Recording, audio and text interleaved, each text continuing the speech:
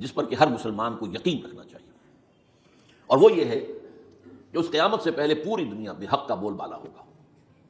अच्छा, ये वो बात है जो दुनिया के अक्सर मज़ाहिब में, अक्सर मज़ाहिब में, और ख़ास तौर पर जो तीन ये मज़ाहिब हैं जिन्हें इब्राहीमी मज़ाहिब कहा जाता है, यहूदियत, ईसाइयत और इस्लाम, तो सराहत के साथ है।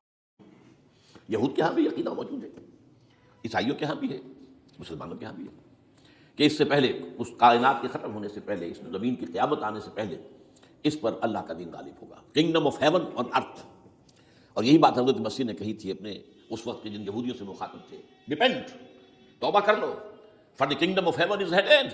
अब जो वो है आसमानी बादशाहत आया चाहती है, वो आसमानी बादशाहत थी हुजूर का ज़हूर सल्लल्लाहु अलैहि वसल्लम, जिससे कि वो आसमानी बादशाहत कायम हुई और फिर फैली कितने बड़े इलाके में। लेकिन बहरहाल पूरी दुनिया में नहीं फैल सकी, वो कुछ के असबाब क्या थे वो इस वक्त मेरा मौजूद नहीं है, लेकिन फैलना है इसको। उससे कबल क्या होना है,